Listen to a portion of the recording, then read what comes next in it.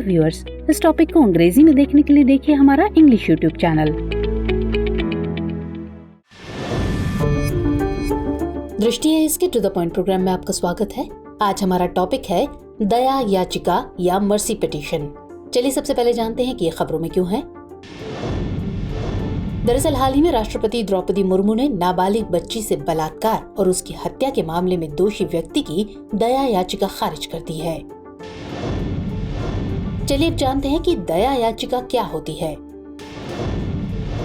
ये किसी ऐसे व्यक्ति जिसे मौत या कारावास की सजा सुनाई गई है के द्वारा राष्ट्रपति या राज्यपाल से दया की याचना करते हुए किया गया एक औपचारिक अनुरोध है।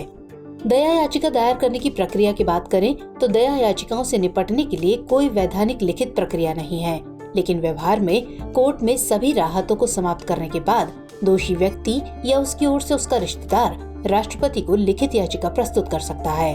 राष्ट्रपति सचिवालय द्वारा याचिकाएं प्राप्त की जाती हैं, जिन्हें बाद में गृह मंत्रालय को उनकी टिप्पणियों और सिफारिशों के लिए भेज दिया जाता है। अब बात करते हैं इन्हें दायर करने के आधार की। तो दया का पाना कैदी का अधिकार नहीं है, वो इसका दावा नहीं कर सकता। दया उसके स्वास्थ्य, शारीरिक या मानसिक स्वास्थ्य, उसकी पारिवारिक वित्तीय स्थितियों के आधार पर दी जाती है कि वो रोजी रोटी का एकमात्र अर्जक है या नहीं। चलिए अब नजर डालते हैं इसकी संवैधानिक व्यवस्था पर। राष्ट्रपति के पास दया याचिका भेजना किसी दोषी के पास अंतिम संवैधानिक उपाय है, जिसे वो तब इस्तेमाल कर सकता है जब उसे कोर्ट द्वारा सजा सुनाई जा चुकी हो। कोई भी दोषी भारतीय संविधान के अनुच्छेद 72 के तहत राष्ट्रपति को दया याचिका भेज सकता है। अनुच्छेद 72 के तहत राष्ट्रपति के पास किसी भी अपराध के लिए दोषी ठहराए गए किसी भी व्यक्ति की सजा को क्षमा करने, उसे रोकने, विराम देने या कम करने या सजा को निलंबित करने, परिहार करने की शक्ति होगी। उन सभी मामलों में जहां सजा कोर्ट मार्शल द्वारा दी गई हो, उन सभी मामलों में जहां सजा किसी ऐसे मामले से संबंधित किसी कानून के खिलाफ अपराध के लिए है जिस पर संघ की कार्यकारी शक्ति का विस्तार होता है, और सभी मामलों में जहां मौत की सजा दी गई है।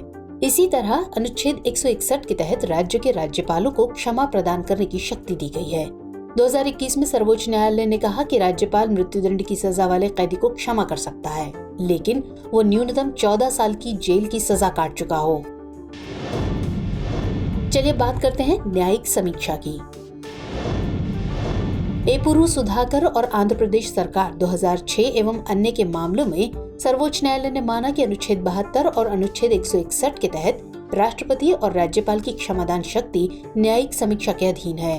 अदालत ने कुछ आधार निर्धारित किए हैं जिन पर न्यायिक समीक्षा की जा सकती है, जैसे यदि आदेश बेबुनियादी तरीके से पारित किया जाता है, यदि पारित आदेश दुर्भावनापूर्ण है, यदि आदेश पूरी तरह से अप्रासंगिक विचारों के प्रभाव में पारित किया गया है, और अगर आदेश में मनमानी की भावना व्याप्त है।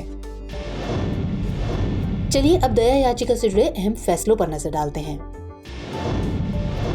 तो पहला है मारूराम बनाम भारत संघ 1981। इसमें एससी ने माना कि अनुच्छेद 72 के तहत क्षमा प्रदान करने की शक्ति का प्रयोग मंत्री परिषद की सलाह पर किया जाना चाहिए। अगला है धनंजय चटर्जी पश्चिम बंगाल राज्य 1994।